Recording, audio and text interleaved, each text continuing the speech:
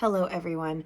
I wanted to make a short video explaining some of my thoughts on how anxiety, stress, and even the overall state of your mental health can affect your tone when playing flute.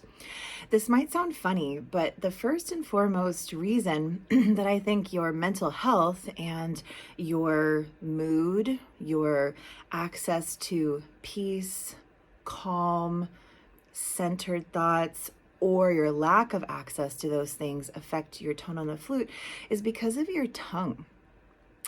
Depending on the vowel shape that you're making, on the amount of space that your tongue either allows or doesn't allow inside your mouth while you're playing flute, you can sound completely different. When the back of your tongue is high and tight and blocking your throat, it's almost like the air is water coming out of a garden hose and you've put your thumb over the nozzle of the hose. And so there might be kind of a sense of power, like if you work hard and blow air, you're getting a lot of sound maybe, but it may not be the clearest sound, because if that thumb is over the nozzle of the garden hose, the water sprays in all different directions. And if the back of your tongue is high and tight and blocking your throat, the air sprays in all different directions. So it literally is to your benefit to self-soothe and have a relaxed tongue that facilitates space and a clear, easy path for the air. So just like the water streaming out of a hose in just a beautiful, consistent stream, the air can stream from you to your flute in a beautiful, consistent stream and not have to go so many different directions, which makes you work harder, which can perpetuate anxiety. So that's one of the first reasons why I think anxiety affects tone. Second reason, and it's related, your facial muscles, your muscles in your throat, again, the space in your throat, your ability to resonate sound behind your facial mask, all these things affect your sound. And when you are in deep concentration or some kind of stressed focus that's like, I have to get this right, or you really want to make the sound work, you're constricting, you're tightening your facial mask. There is something so beautiful and so wonderful about soft eyes, easy sleepy jaw, melty throat, just kind of a general kind of feeling. And it is hard to get that feeling when you are in what I call busy brain and thinking of a million things you have to do, or maybe feeling insecure that you're not doing a good enough job. All of these busy things can really contribute to physical tension all throughout the facial mask, in your throat, in the back of your neck. Oh my goodness, these neck muscles are just a thing.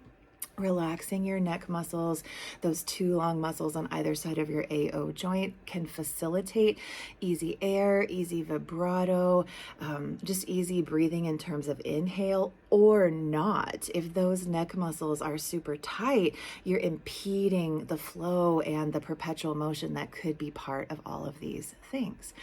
The third reason I think anxiety, stress, just your overall mental health can affect your tone and even your effectiveness as a flute player in general is because when you are in those types of states, anxiety, stress, or poor mental health, you might be doing some strange things that you don't mean to do, like being in a hurry. Skipping past important steps, feeling a sense of time scarcity, focusing on the pressure of the deadline or focusing on the pressure of other people's opinions about you. All these things that are really not conducive to beautiful, meaningful, peaceful practice that really sticks. When we engage in repetitions, we thicken that myelin sheath around our neural pathways, and the thicker the myelin, the faster the connection. But if you're not doing meaningful repetitions, a sort of deep practice with a clear mental state and a good emotional state, those repetitions, one, they either won't stick as much because you're kind of being random and maybe not even doing quality similar repetitions, or they're not really repetitions that you want to stick, because why would you want to program in stress and anxiety and hurry and forcing and sounding like you're in distress of some kind? We don't really want to sound like that. We want to be clear and free and easy with ourselves and know our internal environment and be at peace with it, so that we can channel the emotions that the composer has written into the piece of music that we're currently playing. We have to be available for those things. So, take heart if you are thinking, oh my goodness, I am stressed all the time. I suffer from anxiety so much. I'm really working on my mental health, but I don't feel that it's very good right now. Take heart. There is a beautiful cycle that you can engage in that's the opposite of the vicious anxiety cycle. Just the same way that stress can cause a lot of flute playing problems, really investing in peaceful practice, in slower practice, in taking more breaks, in being kinder to yourself during those breaks and while you play, in the comments that you make in your kind of internal monologue while you're practicing. If you can invest in these things, they can actually be beneficial for your mental health. They can be a kind of therapy for you as a musician and as a person. Think about it. If you play something 10 times through in a slow, beautiful, meaningful way, what is your heart rate doing while you're playing this way? Probably slowing down, relaxing. What is your circulatory system doing? Your respiratory system? They're starting to work better. It's almost like exercise or meditation, yoga, swimming. Literally we're doing breathing exercises while we play the flute.